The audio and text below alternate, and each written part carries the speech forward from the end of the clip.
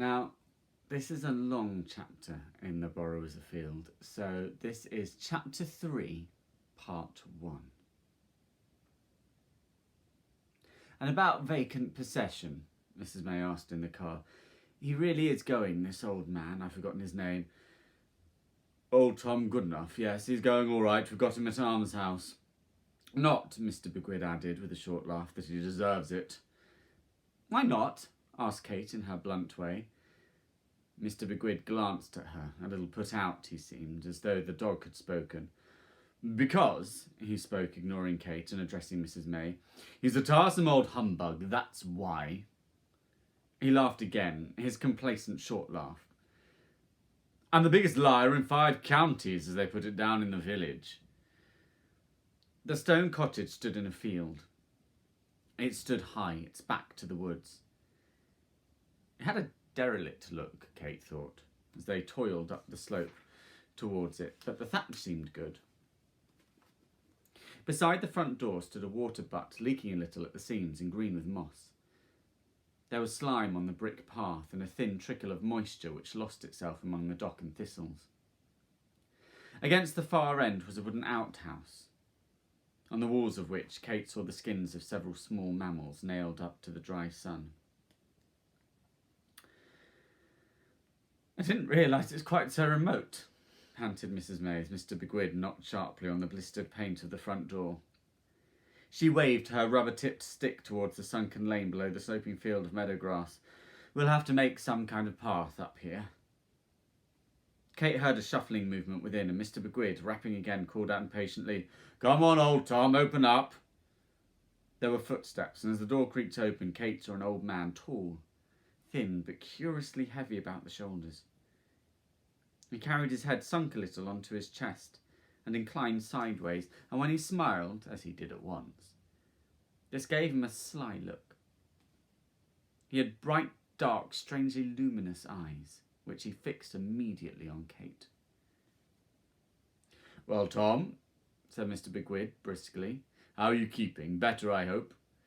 Here's Mrs. May, the lady who owns your cottage. May we come in?" "There's naught to hide," said the old man, backing slightly to let them pass, but smiling only at Kate. It was, Kate thought, as though he could not see Mr. Bigwig. They filed past him into the principal room. It was bearish, but neat enough, except for a pile of wood shavings on the stone floor and a stack of something Kate took to be kindling beside the window embrasure. A small fire smouldered in a blackened grate which seemed to be half oven. "You've tidied up a bit, I see," said Mr. Bigwig, looking about him. "Not that it matters much, but," he added, speaking aside to Mrs. May and barely lowering his voice, "before the builders come in, if I were you, I'd get the whole place washed through and thoroughly fumigated." "I think it looks lovely," cried Kate warmly, shocked by this want of manners, and Mrs. May hastened to agree with her, addressing a friendly look towards the old man. But old Tom gave no sign of having noticed. Quietly he stood, looking down at Kate, smiling his secret smile. "The stairs are through here," said Mr. Bigwig, leading the way to a farther door. "And here," they heard him say, "is the scullery." Mrs. May, about to follow, hesitated on the threshold. "Don't you want to come, Kate, and see around the cottage?" Kate stood stolidly where she was. She threw a quick glance at the old man and back again to Mrs. May. "No, thanks," she said shortly. And Mrs. May, a little surprised, followed Mr. Bigwig into the scullery. Kate moved towards the pile of peeled sticks.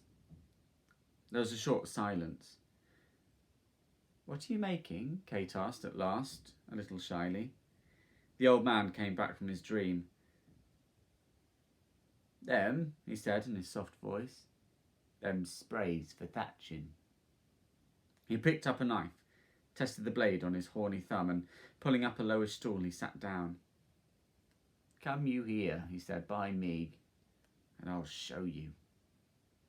Kate drew up a chair beside him and watched him in silence as he cut several small lengths of the hazel sapling, which at first she had taken for kindling.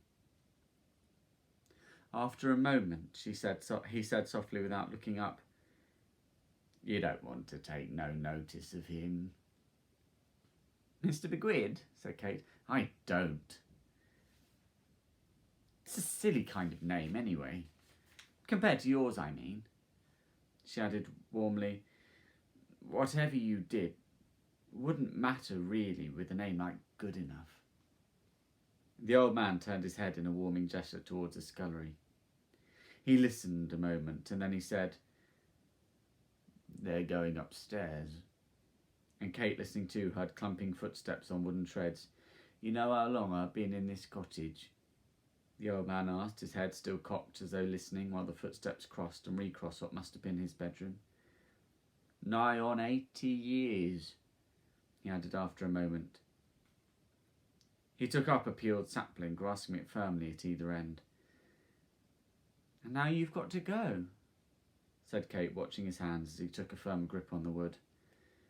The old man laughed as though she had made a joke. He laughed quite silently. Kate noticed, shaking his head.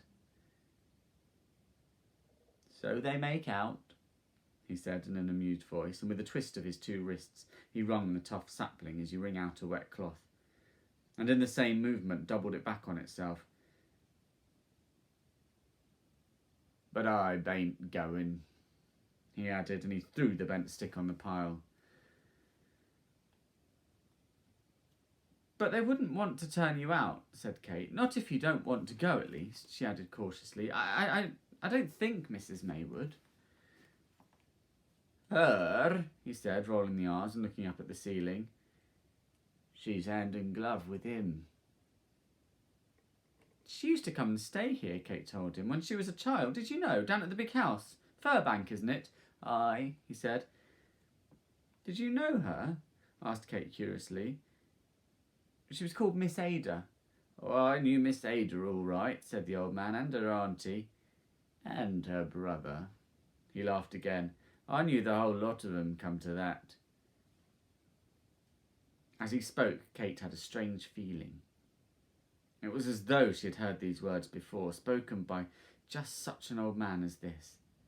And she seemed to remember it was in some such similar place, the sunlit window of a darkish cottage on a bright but cold spring day. She looked round wonderingly at the whitewashed walls. Flaking a little they were, in a pattern she seemed to recognise. Even the hollows and cracks of the worn brick floor also seemed curiously familiar. Strange, because of this she was certain she had never been here before. She looked back at the old man, getting up courage to go a step further. Did you know Crampfell? She asked after a moment.